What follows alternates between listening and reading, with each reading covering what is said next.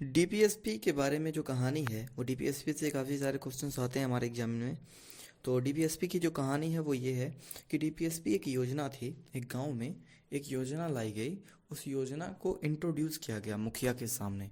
उस योजना को मुखिया के सामने इंट्रोड्यूस किया गया और इंट्रोड्यूस करने वाले ने सबसे पहले क्या किया, उसको परिभाषित किया और उसके बाद ये बोला कि देखिए भैया, ये जो है न्यायालय में प्रवर्तनीय नहीं है, इसको आप न्यायालय में प्रवर्तनीय नहीं कर सकते।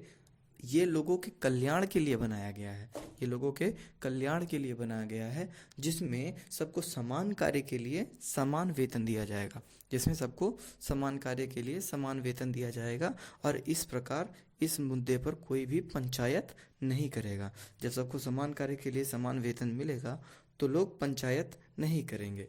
फिर उस गांव में थे दो तीन लोग जो बदमाश टाइप के होते हैं, जो नहीं चाहते लोगों का कल्याण हो। उन्होंने इस नीति को, इस योजना को दमन करने के लिए प्लानिंग करना स्टार्ट कर दिया।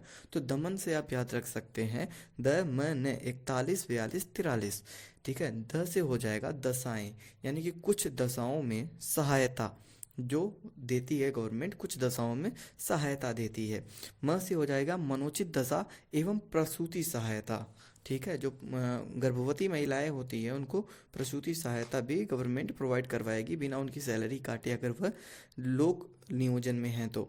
उसके बाद आता है आपका 43 न से निर्वाह योग्य मजदूरी, अर्थात उतनी मजदूरी हर व्यक्ति को मिलनी चाहिए जो अपना और अपने परिवार का भरण पोषण वो कर सके। तो 41 42 43 दमन करने के लिए वो स्टार्ट किए। लेकिन फिर उसी योजना के अंतर्गत आ गया हमारा आर्टिकल 44 को आप दो तरह से याद कर सकते हैं। फिर वो योजना जब आई तो इस योजना में ये था कि सबको समान कर देना है, इसलिए 44 में कहा कि अब इसको जो है समान सिविल संहिता लागू हो जाएगी। समान सिविल संहिता में आप याद कर सकते हैं, इसमें 3 क्षेत्र हैं और तीनों क्षेत्रों का नाम है विवाह, तलाक और वसीयत। फिर आता है अब जब सबको समान कर दिया तो अभी आगे सब लोगों को समान करना होगा। जब समान सिविल संहिता लागू हो गई तो सबको सम्मान करना होगा, और सम्मान करना हम स्टार्ट करेंगे कहाँ से? बच्चों से।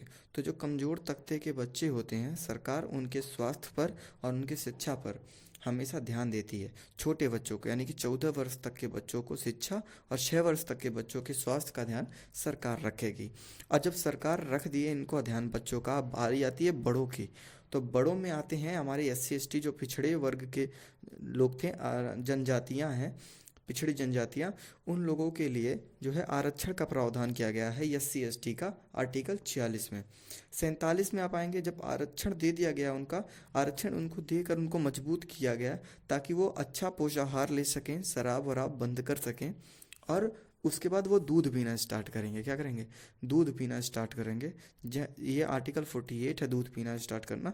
दूध पीना स्टार्ट करेंगे, जिससे इसका मतलब होता है कि दुधारू पशुओं की हत्या पर रोक लगाना।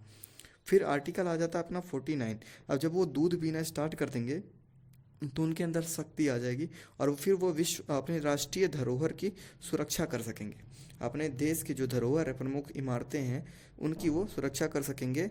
फिर आता आर्टिकल 50, जिसमें फिर वो कहते हैं कि कार्यपालिका को न्यायपालिका से अलग अलग कर दिया जाता है। इसको 50-50 से भी आप याद कर सकते हैं ट्रिक से। फिर इसको 50-50 कर दिया गया, यानी कि 50% कार्यपालिका 50% न्यायपालिका अलग कर दिया गया, दोनों को, दोनों की शक्तियाँ अलग अलग कर दी गई।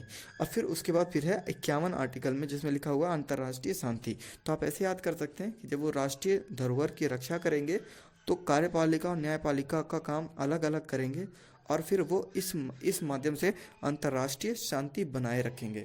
डीपीएसपी बहुत इंपॉर्टेंट है और ये टॉपिक आपका समाप्त। इस वीडियो को 2 से 3 बार देखें, याद हो जाएगा।